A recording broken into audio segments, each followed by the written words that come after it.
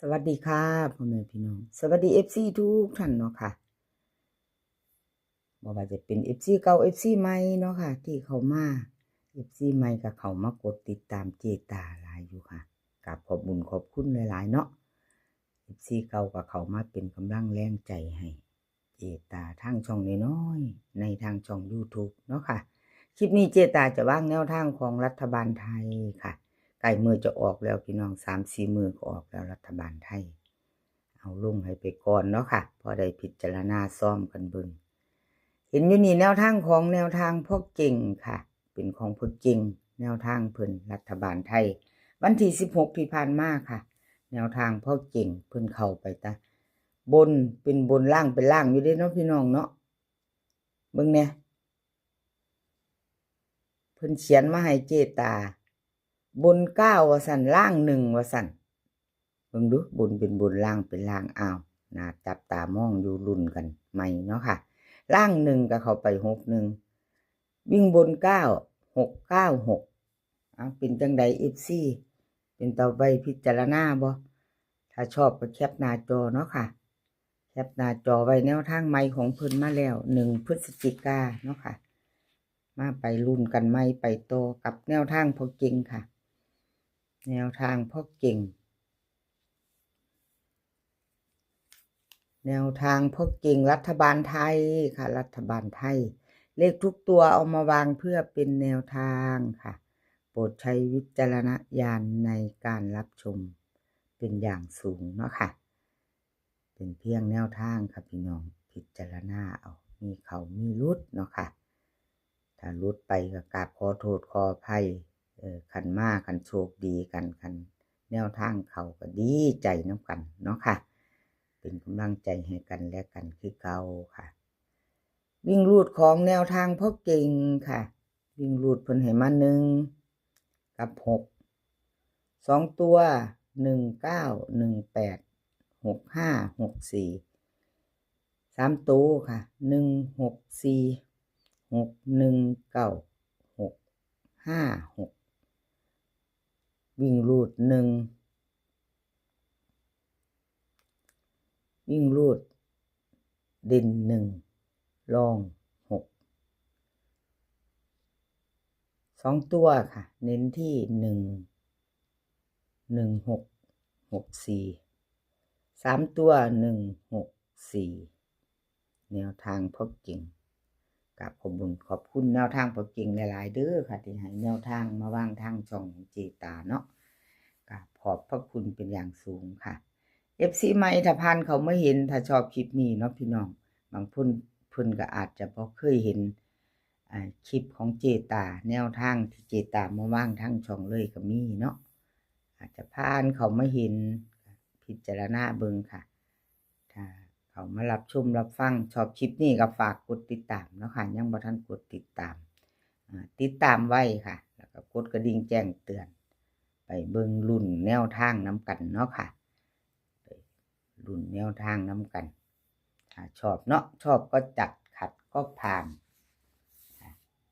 ชอบก็แคปหน้าจอไว้พิจารณาค่ะรัฐบาลไทยนะคะรัฐบาลไทยเอาไปต่อค่ะ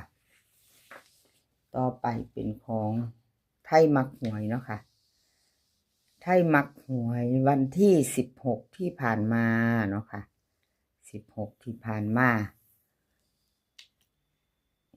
9 6 6 1ไม่เดินเนาะค่ะ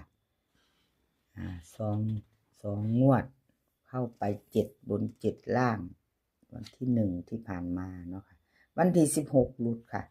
ไทยมักหวยเจตาเป็นกำลังใจให้เด้อค่ะไทยมักหวยรัฐบาลไทยไปต่อคือเก่าเนาะค่ะเป็นกำลังใจให้กันและกันเหมือนเดิมค่ะเลขหลุดไปกะมาไปใหม่ไปต่อเก่าหลุดไปใหม่มาแล้วเนาะค่ะ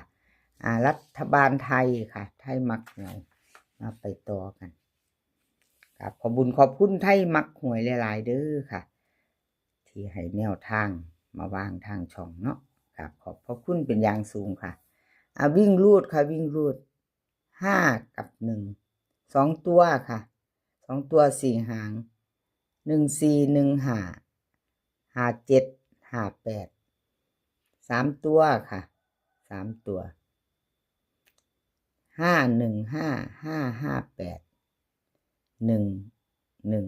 114ค่ะวิ่งรูด5กับ1เด่นทอกันเด้อค่ะ2ตัวเน้น1558 3ตัวเพิ่นเน้นหางเดียวค่ะหางเดียว3ตัว515ค่ะเอาถ้าชอบก็จัดค่ะ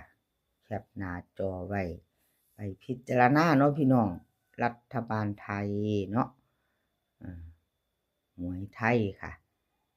มีเวลาหยิบจับลอตเตอรี่เบิ่งซ่อมๆไว้เนาะรัฐบาลไทยถ้าชอบมันก็แคปหน้าจอไว้ท่านชอบท่านบ่ชอบก็ผ่านไปเนาะค่ะรัฐบาลไทยของไทยมักหวยค่ะไทยมักหวยแคปหน้าจอไปต่อค่ะ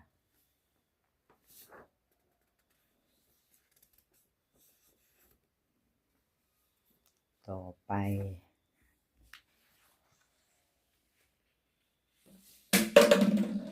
เอาไปไทยรัฐบาลไทย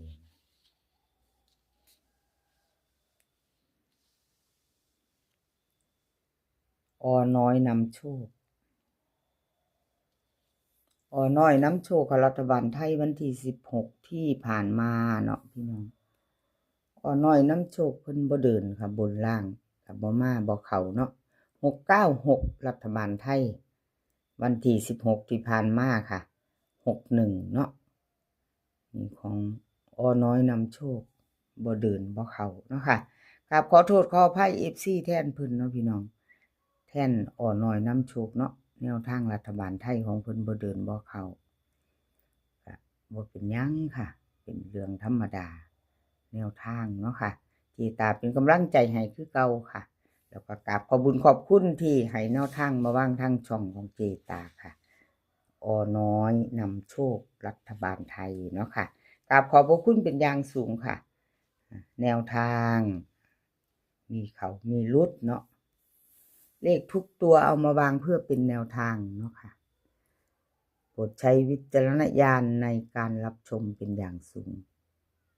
รัฐบาลไทยน้อยนำโชคค่ะมาลุ้นกันต่อไปไหมวันที่1พฤศจิกาค่ะวันที่1มาแล้ว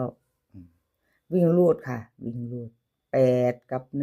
1 2ตัวค่ะเพิ่นให้มา4หาง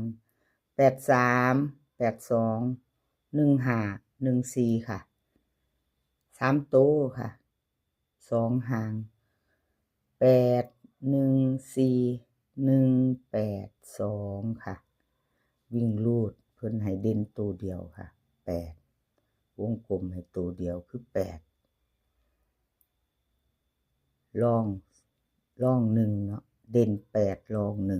1 2ตัว2หางค่ะ2ตัว2หาง82 14ค่ะ3ตัวนี้เน้นหางเดียวค่ะ182เอางามอยู่เด้อเนาะพี่น้องมักคือเจตาบ่มันเลข82กับ14น้อยนำโชครัฐบาลไทยเจตาคือเป็นมักๆอยู่นะชอบกระจัดเนาะค่ะพี่น้องมักกระตามเนาะมักกระตามไปดูลอตเตอรี่มีเวลาหลายมื้อเนาะค่ะถ้าเฮาชอบก็ตามไปมักอยู่ได้เจตาเนาะพี่น้องพิจารณาเอาค่ะพิจารณาเอาวันที่1เบิ่งเอาตามที่เฮาชอบล่ะค่ะชอบก็จัดขัดก็ผ่านเนาะแคปหน้าจอค่ะใครจะไปต่อกับน้อยนำโชคแคปหน้าจอไว้เอาไปเบิ่งใส่กันถ้าชอบมีเวลาหลายมื้อเนาะพี่น้องแนมๆซ่อมๆเบิ่งเอาถ้าเฮาชอบว่าบ่ชอบก็ผ่านไปเนาะ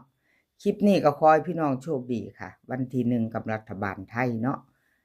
ขอให้มีความสุขขอให้สุขภาพร่างกายแข็งแรงกันทุกคนค่ะเดินทางไปไสก็ขอให้ปลอดภัยเ ดินทางไปก็ขอให้มีโชคค่ะ กลับมาขอให้มีชัยคลิปหน้าพ่อกันใหม่ค่ะกราบขอบพระคุณหลายๆคลิปนี้ก็สวัสดีค่ะ